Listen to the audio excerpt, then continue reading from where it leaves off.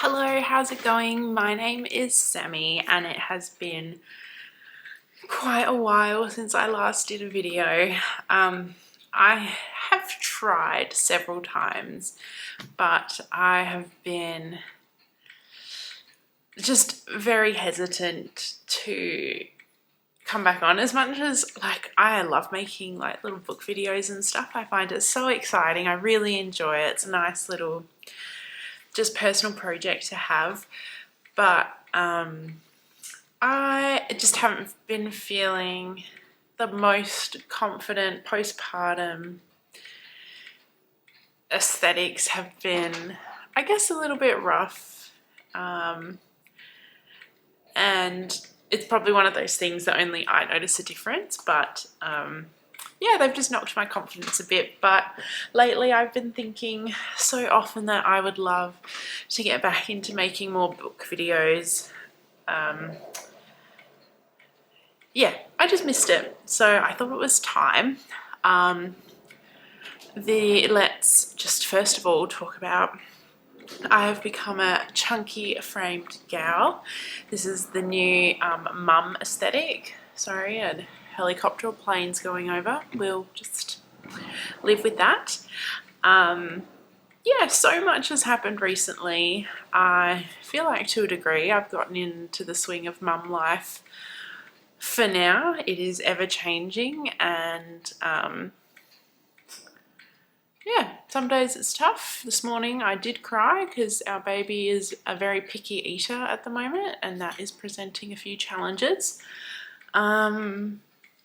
But you can go through all the emotions in one day. It can be pretty magic, so I cannot complain. But yes, I thought I would do a recent recap. I tried doing a couple different things in between this video and my previous one, which I think was like a March or May recap. It was an ages ago recap. But I just thought this was kind of a good way to ease back into it. I actually have also started doing a reading vlog. I have decided to read The Hobbit again. And so I don't know how the video is really going to go, but I'm sure you'll see it at some point if you're interested.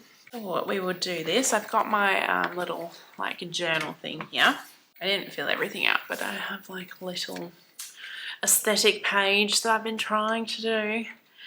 I've been really into watching junk journal videos. So yeah, this journal is kind of chaotic at the moment. There's no rhyme or reason to it, but I kind of like that. It's kind of fun. So I thought I would start. Okay. The intent was always that this was going to be some sort of book channel. I don't know where it's going to go. We'll see, but we'll start with books. So I haven't been reading heaps lately.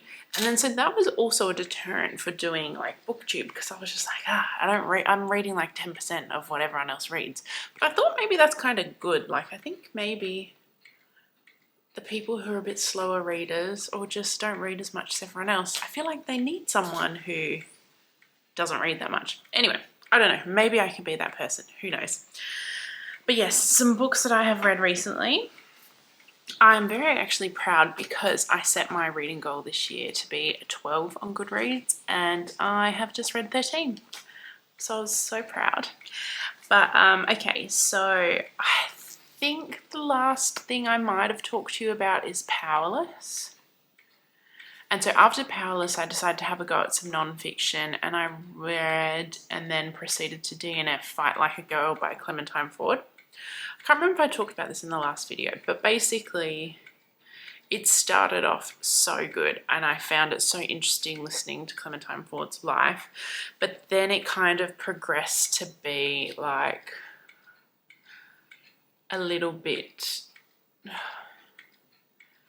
it just wasn't for me. It kind of progressed to be a little bit, maybe, for want of a better word, ranty. It wasn't ranty, I can't think of a better word for it right now. So it kind of, I switched off for a bit. I think I did 60% of it, and then I was like, this is just, I'm gonna get into a slump if I keep going with this. So then I picked up The Night Circus, which I have physically had. I got given it many years ago by one of my friends. I don't know why I couldn't think of that word.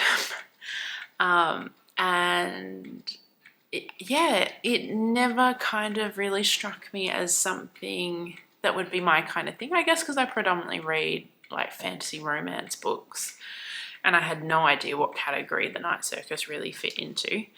But oh my goodness, it was amazing. I think I ended up giving it 4 out of 5 stars. I really enjoyed it. It's just very mysterious. I kind of went into it not knowing what on earth it was about. I think that's probably the way to do it. You kind of don't, there's bits of mystery. I feel like you don't know who to trust. Odd things happen, but it's really amazing. People who are perceptive of beautiful writing do say that it's written beautifully. I think I did think that, but I also acknowledge that sometimes I'm like, I don't think I'm smart enough to really acknowledge beautiful writing. So I think I vaguely recall I did have moments where I was like, wow, that's an interesting way to put that. That's pretty amazing. So if you like beautiful writing, if that's your thing, you would probably really like it. The next book that I read, I actually listened to on audiobook because I hadn't listened, I think, to any audiobooks at this point, and I kind of wanted something for when the baby was asleep, despite it was pretty minimal at that point in our lives. And if I was like doing like errands around the house and all that kind of thing. And so I listened to The Murder of Mr. Wickham. I actually can't remember who this was by. It's by Claudia Gray, and she does like a series of different similar little murder mysteries that involve Jane Austen characters. And it just was something I'd never heard of, and I was like, I already know all the characters for this. Like, it does feel kind of cozy and homely, so I feel like this would be a good audiobook to try and get my head back into. And I really loved it. I think I gave it... Sorry, I should have been way more prepared and written this down. Wait, did I give it a 3? Yeah, I gave it a 3 out of 5, which a 3 for me is like, I liked it. Like, it was good. So yeah, this one is obviously The Murder of Mr. Wickham, who, if you know any Pride and Prejudice, Jane Austen, you know who Mr. Wickham is. He's vile, I feel like they would say. But yeah, it's the murder of him, and then them all trying to work out who did it. I feel like I'm so bad at this right now. I'm so out of touch. The next book that I read, I think I had a little bit of a reading break in between these two. But the next book that I physically read was Reckless by Lauren Roberts, and that's book 2 in the Powerless series. And I loved Powerless. I gave it a 5 out of 5 stars. Reckless, I think I gave a 3. I don't know. I'm so confused. How you went from just like an action-packed, amazing thing that was Powerless. Reckless kind of felt like I definitely enjoyed it. I gave it a 3. But Reckless kind of almost felt like the plot was kind of like a novella to me. I don't know, nothing really seemed to happen. Clock's gonna go. The really cool thing is, if I do get into this video thing again, you will only have to listen to the clock and maybe the dog barking. We have progressed to a point where we don't have the beeping on the baby monitor anymore, which I'm so proud of. Anyway, yeah, Reckless I enjoyed. I love the 2 main characters so much. Did I care for the ending? Like, it was fine. It wasn't the biggest twist, I don't think. I think a lot of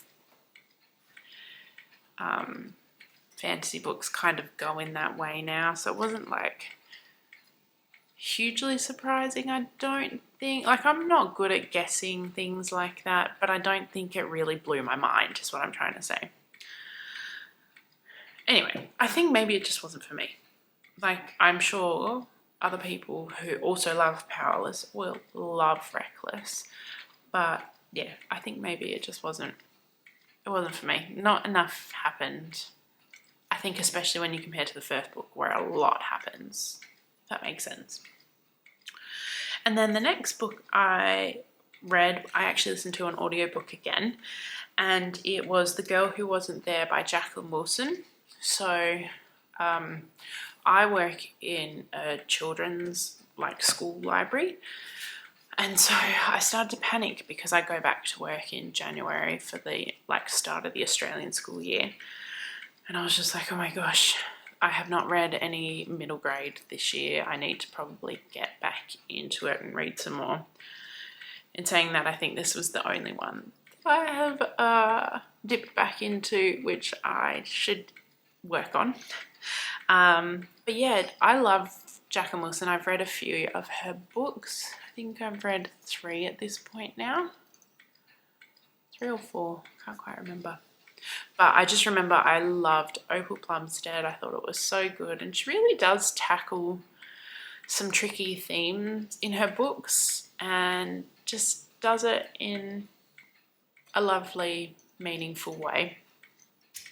And so yeah, so I listened to The Girl Who Wasn't There. I can't remember, how much did I give this one? The Girl Who Wasn't There, I gave 3 as well. And yeah, I really liked this. I always loved the audiobook narrators of Jacqueline Wilson books. They just seem to choose some really amazing people. Who read this one? Oh, it might not say, sorry, I'd need to bring it up. Yeah, no, I don't have it on here. But yeah, I always think she has some really amazing audiobook narrators. And yeah, this was good, but it didn't really, I should give you a synopsis. Oh my God, I'm so terrible. It's essentially about a family whose dad was like a big restaurant guy, a really amazing, I think, Londoner chef, and then a few bad business decisions, and the family essentially had to move away from where their family home was. And the dad decides, I don't know if he has like a bit of a midlife crisis kind of thing, and then the dad decides to buy like an old rundown castle for their home, but they need to renovate it before it's livable, but they have nowhere else to stay, so then they have to buy a caravan to stay on the site of the castle. And then so the book is him working on the castle, and then just other mystery and stuff surrounding the castle, the town, all that kind of thing. The girls in it are really sweet. Yeah, it was good. It just didn't really seem to tackle an issue. It'd probably be a really good entry point, like Jacqueline Wilson, I'd say, because there's that little bit of mystery in it and not really a heavy issue happening. So maybe like an Australian Year 4, like a good Year 4 reader, maybe an early Year 5 reader, because I feel like then Year 5s and Year 6s, they do want something more, like a bigger issue that they can sink their teeth into. So like with Opal Plumstead, you've got the dad going to jail, you've got the suffragette movement happening, and then a war going on in the background as well. So you kind of have some big things that they can really sink their teeth into, get emotional over. Whereas this one, I kind of felt like it didn't really have that. But yeah, it was still lovely.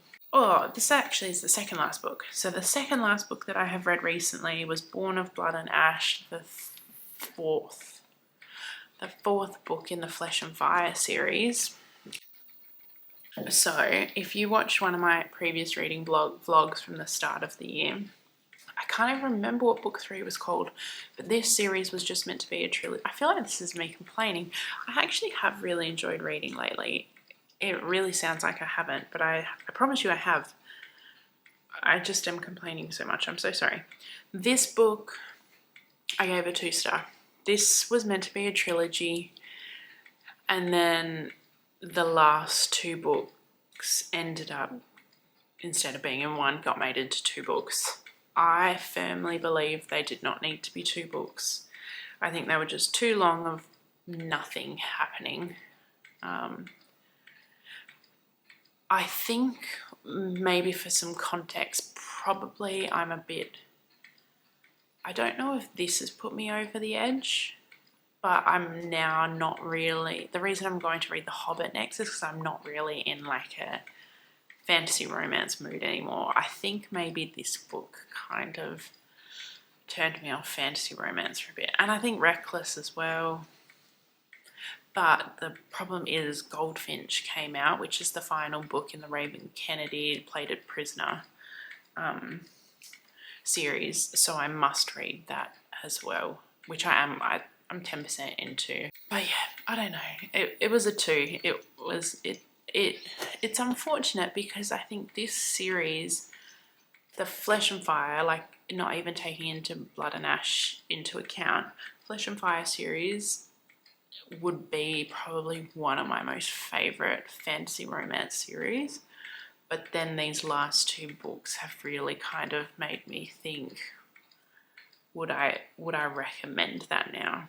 Which I don't know. I think I only just finished it like maybe on Friday, like a couple days ago. So maybe time it'll feel a bit better. But as of at the moment, it's just, yeah, not one of my favourites. And then the book I finished yesterday, which I was listening to on audiobook, which was so good on audiobook, was The Thursday Murder Club. I feel like I'm the last person in the world to engage with this book. And yeah, I really liked it. I gave it a 4 out of, sorry, I keep checking the monitor. I gave it a 4 out of 5 stars. Yeah, I liked it. I typically feel like I know who the killer is going to be, and then most of the time I get it wrong. And this time I definitely got it wrong. Yeah, never would have picked who it was in the end. But yeah, I liked it. I don't think I'll pick the other ones up anytime soon. I think maybe like in the future when I'm ready for something a little bit different to what I normally read, I will pick it up. Oh yes, sorry, synopsis. Sorry. Essentially, it follows the story of 4, I don't know a better way of saying this, but 4 older people who are in like a retirement village nursing home situation, and they like to meet each week on Thursday to solve old unsolved murder cases. And then a real murder happens pretty much on their front doorstep, so they obviously must get involved. And the relationship between the 4, like I love Ibrahim. I have a real soft spot for Ibrahim. I think I really liked reading when he was at the forefront, and just particularly when he was talking about Microsoft Excel. It was so beautiful. It was so funny. But yeah, I really liked the relationship between the 4 and the 2 main police officers as well. It was just really sweet and really endearing. Some of it I found kind of hard to listen to because my granddad, who I was very close to, passed away in the last couple of weeks, and just so some of the things that were commented on, I guess, in terms of life and death and that journey was obviously very touching, but a bit challenging to hear sometimes. So yeah, but also probably the perfect time to hear some of those things as well. So yes, I thoroughly enjoyed it. If you haven't read it, I would totally recommend that you do that.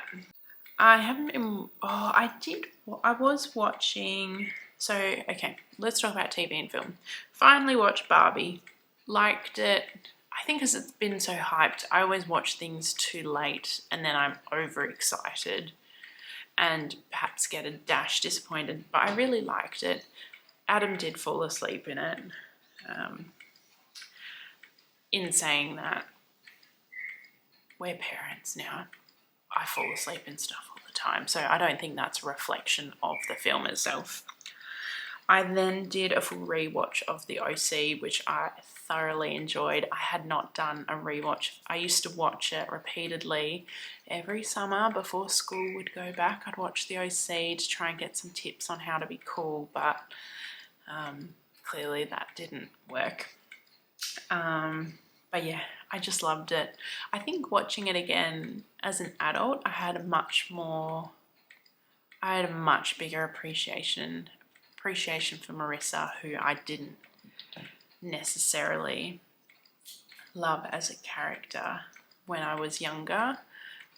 But just for Marissa and Misha Barton, the actress who played her, a whole newfound respect and appreciation for both of them. I really now have such a soft spot for Marissa.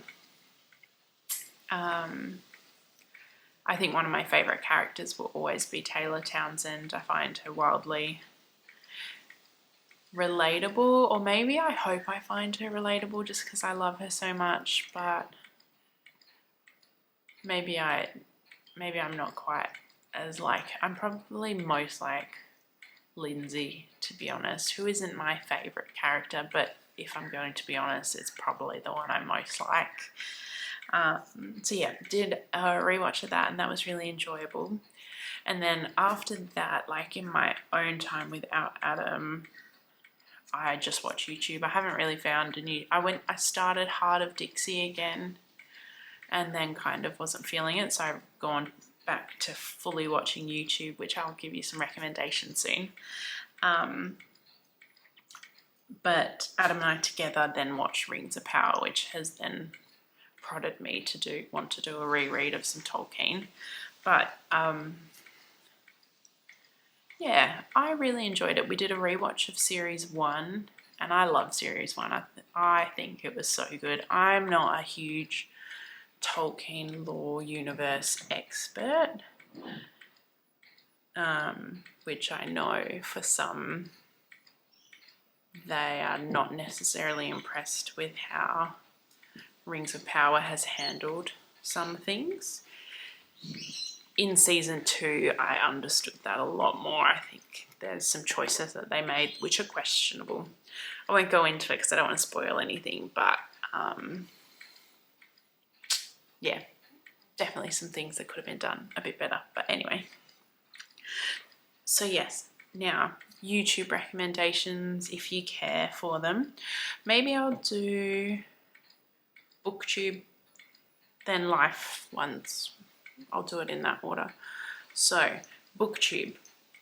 Oh, I should explain, which I might have done in the previous recap, I don't know. But, so I mostly watch YouTube instead of normal TV or film. I've tried to change that and become more cultured and like watch more real stuff. But I just really enjoy it. I love watching real people talking about real stuff. I like watching book people talk about book stuff. It's just my happy place.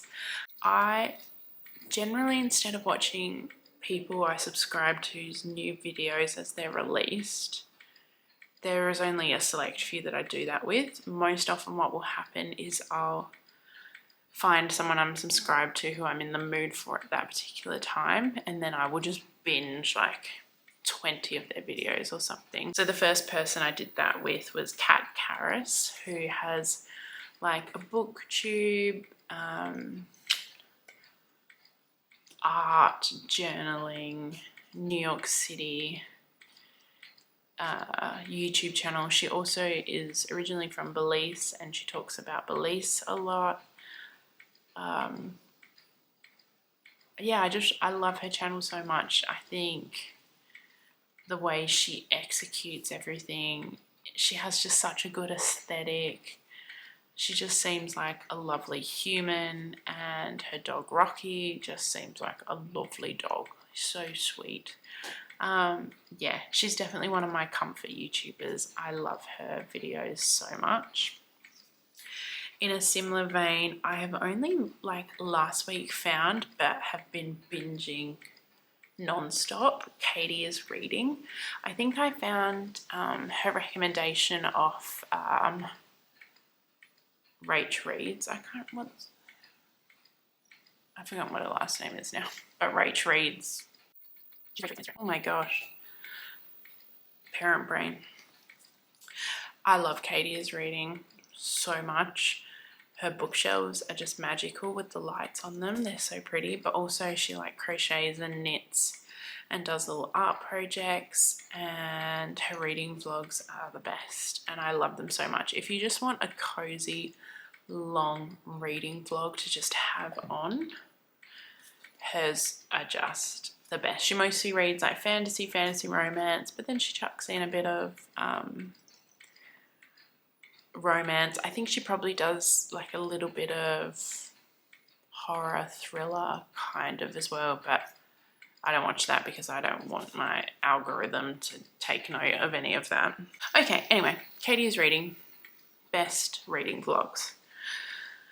Then I always go back to like Destiny Sidwell, Sarah Caroli.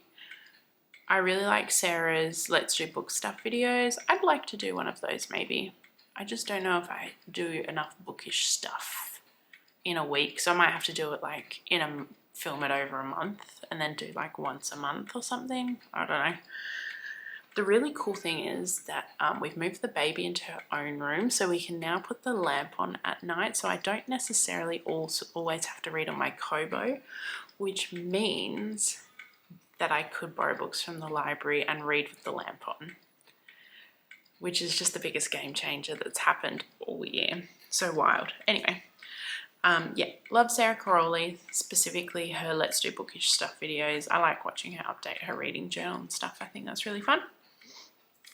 I always go back to Steph Bora's videos, but I have to be careful with her videos, I think, because she has so many vlogs and I love them so much, and I will binge like the whole last year of her vlogs.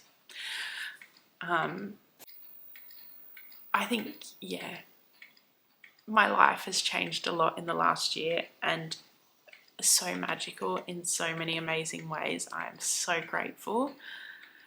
But I think I am a very independent person, and I do miss a little bit of my independence.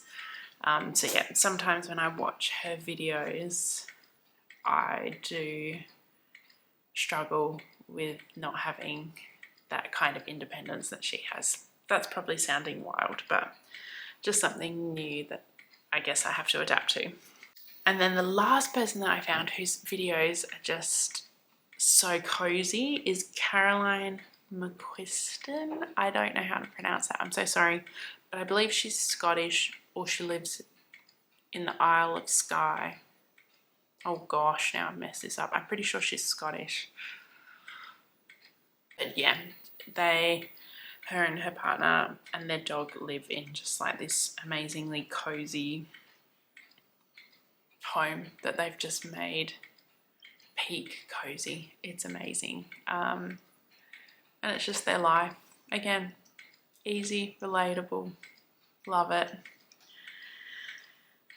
And then the next thing I thought I would talk about is hobbies, because since the baby has developed more of a nap schedule during the day, I have been able to incorporate some hobbies again, which is so wild. Reading being one of them, but also I have been gaming a lot with my brothers. And to be honest, actually, I mostly do this at night. So during the week at night, I will often either do uni work because I'm studying still, which studying with a baby is so hard. I actually was previously, for the past 2 semesters, I was doing 2 units while we had her. And the like final assessment weeks were when she had like her biggest sleep regressions or illness, and it was really challenging. So I've gone from doing 2 units to 1 unit. So yeah, during the week I'll either in the evening do some uni work, or I will often play Overwatch with my brothers, and we're kind of scattered in different parts of Australia really, so it just is such an easy way for us to catch up, chat, and play a game at the same time. And I've been playing Overwatch now for 2 years, and I never thought I would play it. It terrified me. Like, I only recently turned the chat back on because I turned it off because I think someone called me a name. And yeah, gaming chat can be pretty toxic.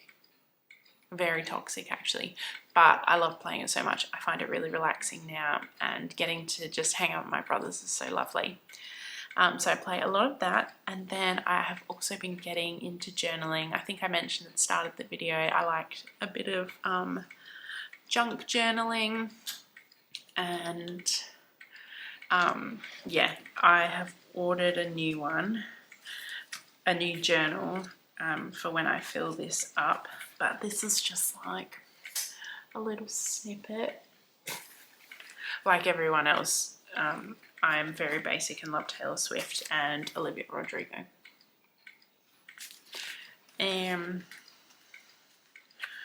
Oh, this one's fun. I really like this one. I'm trying to save money now and not buy clothes, so. I also did like, gotta be careful because I set this up weird, so I don't want to show you. But like, I follow this girl, I think her Instagram's Amber and June, and she just does like cozy normal mum outfits. So easy, love it.